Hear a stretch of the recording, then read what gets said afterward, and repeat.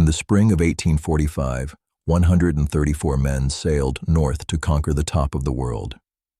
They carried the pride of the most powerful empire on earth, provisions for 3 years, and a library of more than 1,000 books. Within 3 years, every last one of them would be dead. And for the next century and a half, the Arctic would refuse to give up their secret. This is the story of the Franklin expedition, the greatest disaster in the history of polar exploration, and the mystery that swallowed its men whole. By 1845, there was only one prize left on the map. For 300 years, European ships had probed the frozen maze of the Canadian Arctic, searching for the Northwest Passage, a sea route over the top of North America that would link the Atlantic to the riches of the Pacific. Dozens had tried. All had failed. The British Admiralty believed the final gap was small, only a few hundred miles of uncharted water. One good expedition, they told themselves, could finish the map forever. To lead it, they chose Sir John Franklin.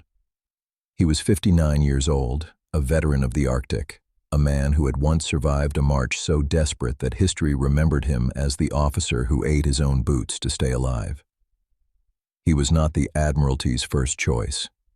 Some said he was too old, too heavy, too worn for the ice. But Franklin wanted the North one last time, and he was given it. He was given 2 ships, HMS Erebus and HMS Terror. They were bomb vessels, built to survive the recoil of siege mortars, and now sheathed in iron to break through pack ice.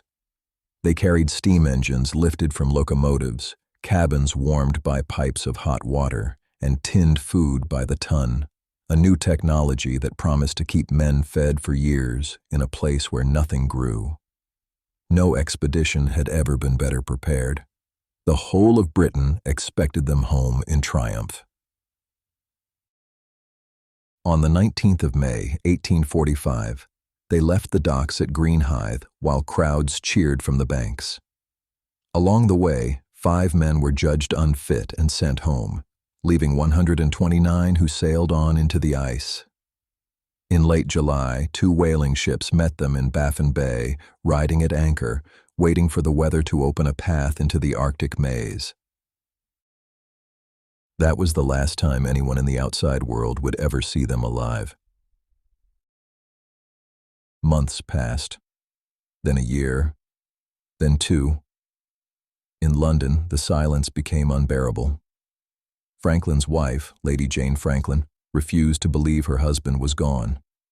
She pressed the Admiralty, spent her own fortune fitting out rescue ships, and wrote to presidents and emperors for help. Rewards were posted.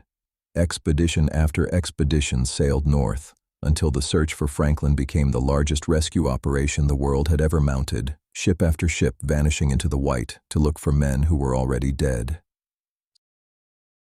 Slowly, from scraps and stone cairns and frozen relics, the truth was pieced together. The ships had pushed deep into the passage, and then the ice had closed around them near King William Island. In September 1846, Erebus and Terror froze fast, and this time the ice never let go. One winter passed, then a summer that never came, then another winter, the men still trapped aboard, the food in their tins slowly turning against them. On a single sheet of paper, sealed inside a cairn of stones, 2 messages survive. The first, written in the spring of 1847, ends with 2 simple words: all well. But scrawled around its margins a year later is a second message, and its tone is one of quiet horror. 24 men were dead. Sir John Franklin had died on the 11th of June, 1847. The survivors were abandoning the ships. They would try to walk, hundreds of miles across frozen sea and empty tundra, toward a river they would never reach. One by one they fell. Cold took them. Hunger took them. Scurvy rotted them from within, and a slow poisoning their own doctors could not name. The trail south became a trail of the fallen, scattered across the ice in the order that they died. And here the story turns from tragedy into something darker. Not in what happened on the ice, but in how a proud nation refused to hear it.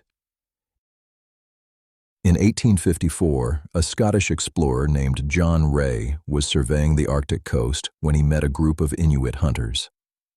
They told him of a party of white men, starving, dragging a boat southward some years before, and of the bodies found afterward, whose condition showed that the dying, in their final extremity, had been driven to eat their own dead.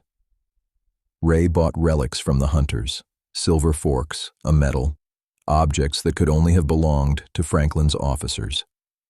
He carried the account home to London. Britain recoiled.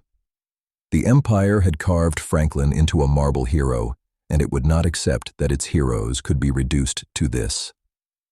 The most celebrated writer alive, Charles Dickens, took up his pen and publicly tore the account apart.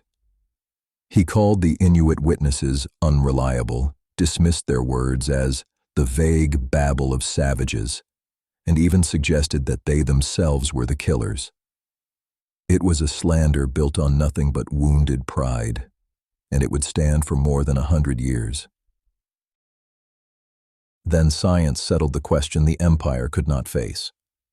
In the 1980s, a forensic team led by the anthropologist Owen Beatty exhumed 3 sailors buried early in the expedition on the gravel of Beechey Island.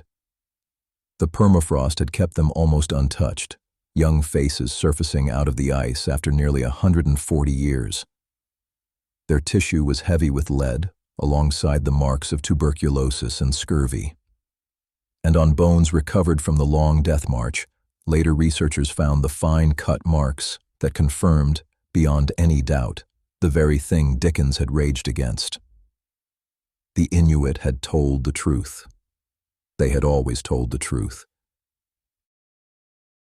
In the end, it was Inuit knowledge that closed the story. In the community of Joa Haven, a historian named Louis Kamukak spent more than 30 years gathering the oral histories of his elders, accounts of a great ship crushed in the ice, of a place where tall masts once stood above the frozen sea. He told the searchers where to look. In 2014, a Parks Canada team found the wreck of Erebus resting on the seabed exactly where the Inuit had always said it lay. 2 years later, they found Terror in the very bay that already carried its name.